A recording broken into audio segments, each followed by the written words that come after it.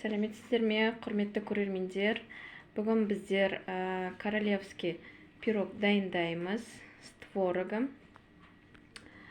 Өте дәмді.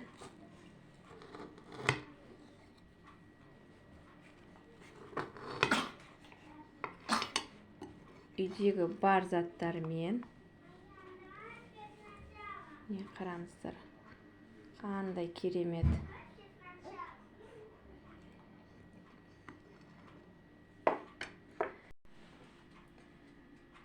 Пирогымызға қажетті заттар 1500 грамм, 200 грамм қант, 100 граммдай қант бұл жаңағы ұнға қосылады, 2 жұмыртқа, 200 граммдай сары май және де қаймақ, 2 ас қасық қаймақ. Бірінші начинкасын дайындап аламыз пирогтың. Оны біз осылай езіп, бізде бұлар дайын творогты. Осыған 2 ас қасық қаймақ саламыз. Және де 2 жұмыртқамызды саламыз.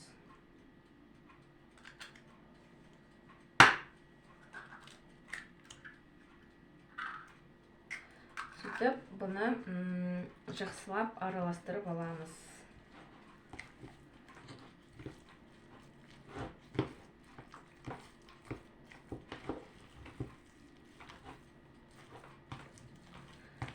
Начинкасы пирогтың ортасы құрғақ болмас үшін, сочный болып шығу үшін осы қаймақты саламыз.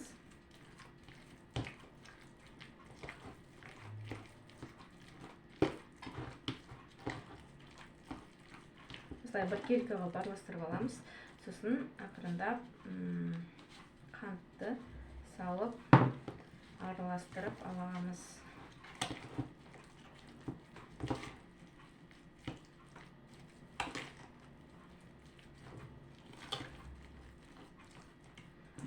Өте дәмді болып шығады.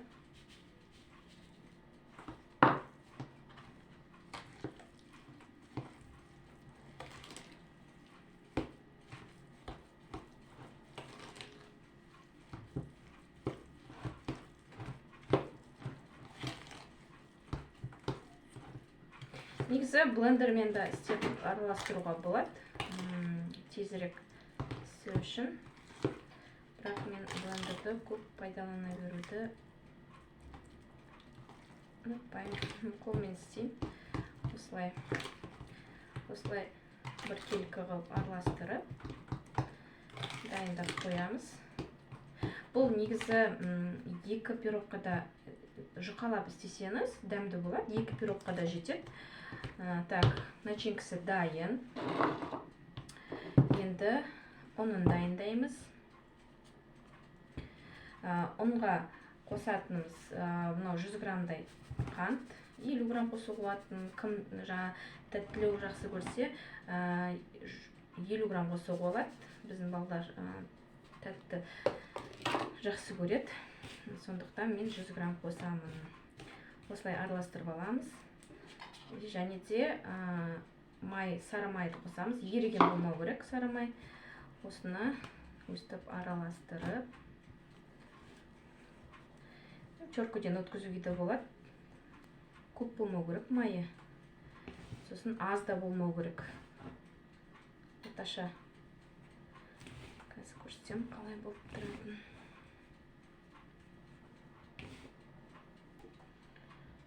Осылай жақсылай араластырып. Міне былай істегенде, осылай болу керек қой. Чүйіршік.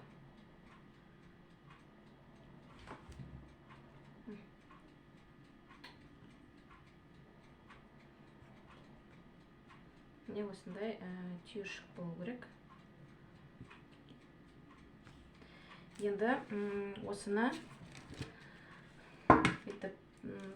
ыдысымызды дайындап алдық. Пешті қосып қоямыз алдын ала.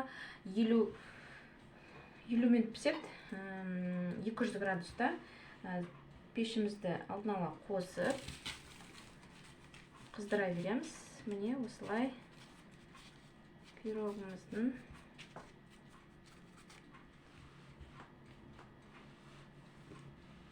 сыртын саламыз. Осылай бортик істеп аламыз.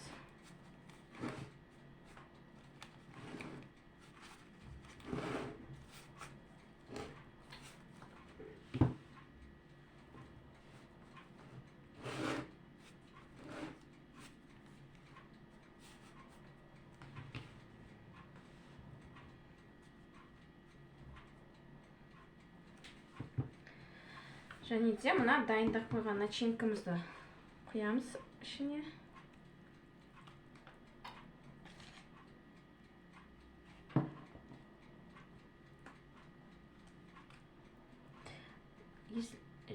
Ортасында начинкасы көп болсын, молда болсын десеңіз, онда барлығын құйып жіберуге болады.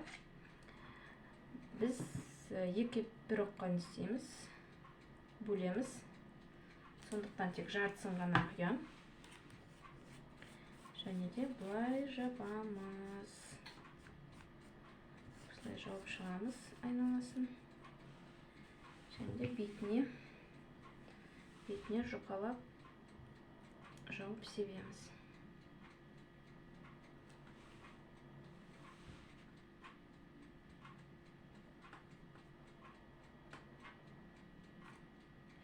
Мықты қалың сеппеңіздер, себебі піскеннен кейін ұнтатылып түсіп қалады. Сондықтан жұқалап сепсеңіз жақсы болады. Енді осыны алдын ала қыздырылып қойған пешімізге саламыз.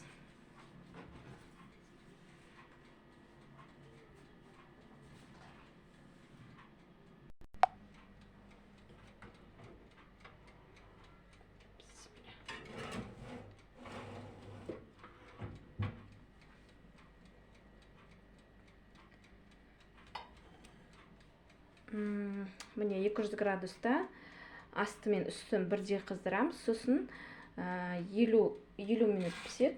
Мен алдын ала қосып қойдым. 50 минут дайындалады. 10 минут қалғанда астын тек қана қосып қоямыз. Үстін сөндіріп тастаймыз. Міне осылай. Астынан пісіп, көтеріліп жақсы болады. Іші жақсы пісетін болады. Пирогымыз дайын. Бәрімізге ас болсын.